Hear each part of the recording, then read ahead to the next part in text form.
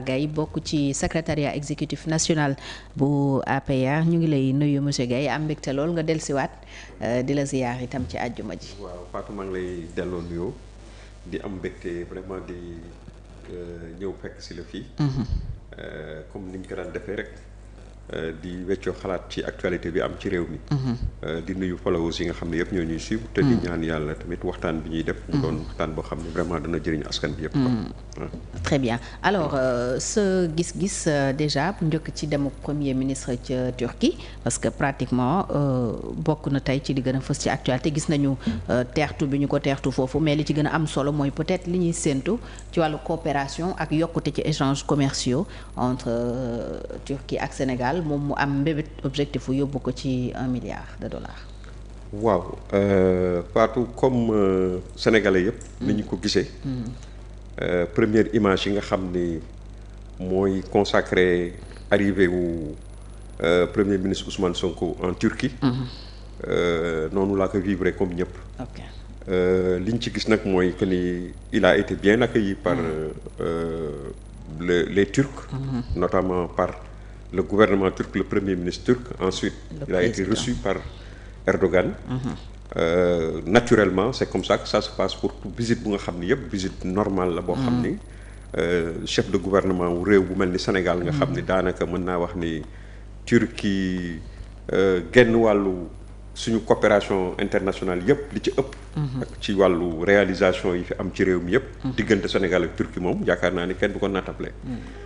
diggante bu rattax la boo xam ni liñ ci joxe misaal rek mooy boo xoolee gestu aéroport Blaise Diagne nga gestu stade bi nga xam ni moom moo lañ tuddee le président Abdoulaye Wade ak yeneen dafa bëri sax ba nga xam ne pour lim ko day xaw a jafe donc loolu yëpp day symboliser day wane ni effectivement relations yi c'est des relations qui sont séculaires donte sax am na benn moment boo xam ne amoon na tuuti jafe-jafe nga xam ni mooy temps wu Yao Selim boobu nga xam ni dañ doon wax naan mu doon benn école bu am solo bu ko amoon mais mu amoon ay problème entre Erdogan ak ki nga xam ne moom moo ko doon porté. ñu gis ni après même Sénégal dafa dem ànd ci côté Erdogan. ba changé Yao Selim indi nag Mahrez fi mu nekk nii. loolu yëpp day wane diggante par exemple président bi fi njëkkoon nekk muy Macky Sall ak Erdogan ni mu meloon. muy diggante bu rafet. li ñu mën a wax nag ci déjà li nga xam ne jot nañ ko gis wala jot nañ ko dégg bokk am na ci lu nga xam ne vraiment xaw nañu metti nag. mooy lan waaw mooy discours Ousmane Sonko. Ousmane Sonko dafa war a xam nag ni vraiment il est dans une posture de premier ministre. Il représente un pays yaakaar naa ni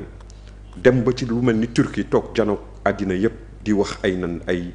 nous sommes des leaders décomplexés lan mooy loolu vous pensez que les Turcs danañu dem ci benn dëkk janoog ay sénégalais wala ay sud-africains wala ay tubaab wala yooyu naan nous sommes décomplexés par rapport à quoi décomplexés par rapport à qui véritablement na xoolaat li muy wax en réalité ça dafay mel ne luy joxe sax signe complexe. Parce que quand quelqu'un se met dans cette posture, tu as l'impression qu'en réalité il cache quelque chose quoi. Un complexe. Le fait d'en parler rek pose problème. Non, xam nga dafa ça n'a même pas sa place. Ça n'a rien à voir. Il peut dire que dañu ñëw am benn coopération la ñu bëgg am ak yéen boo xam ni gagnant-gagnant win-win sans problème dangam ak dangam yu demee noonu quoi mais ku décomplexé lu mu fi wut. On ne peut pas depuis la nuit des temps depuis l'esclavage nous souvenir de certaines choses. Continuer à surfer sur ça il faut oublier ça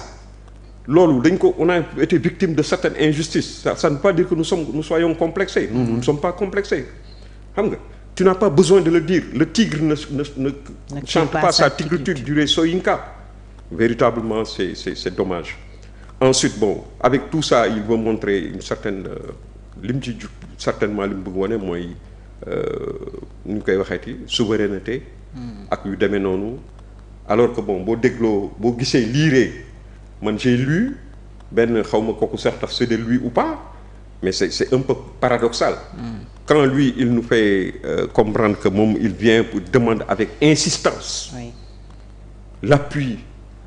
et puis dans un français boo xam ne aussi vraiment nit ñi aussi dañ koy xool parce que c'est le premier ministre du Sénégal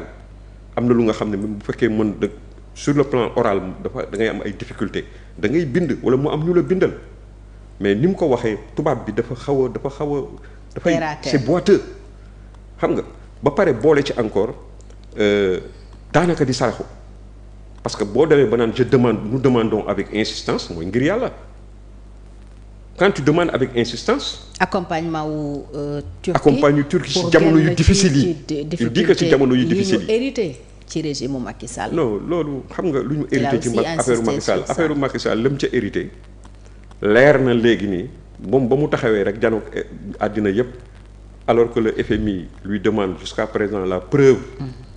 de ces chiffres falsifiés tripatouillés et cetera. falsifié amuñu dara lum ci teg lu dul di joxoñ baaraam tuuma FMI naan daf ñu bëgg sonal ak daf ñu bëgg nangam ak tey rek ci mujj kenn ci ñoom gis naa ko muy wax lu mel noonu ci nga xam ni waa Pastef fi di wax naan dañuy chantage FMI daf ñuy chantage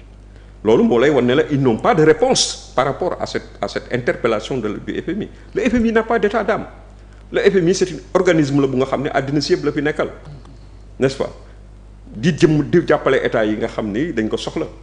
à chaque fois bu fekkee nag état bi tegu na ci yoon ay finances publiques am mi ngi koy assainir da nga ciy bokk wala nga bañ ci bokk comme dañ ci bokk nag on respecte les comment dirais-je les chartes qui sous-tendent le FMI. donc laaj nañ la boobu ba léegi depuis 1 an ñi ngi nii di la laaj parce que tamit boo waxee benn mbir mu mel noonu bu rëy bu mel noonu faudrait-il prouver ça quand tu n'as pas la possibilité de prouver il faut dire que je me suis trompé et puis on passe l'éponge voilà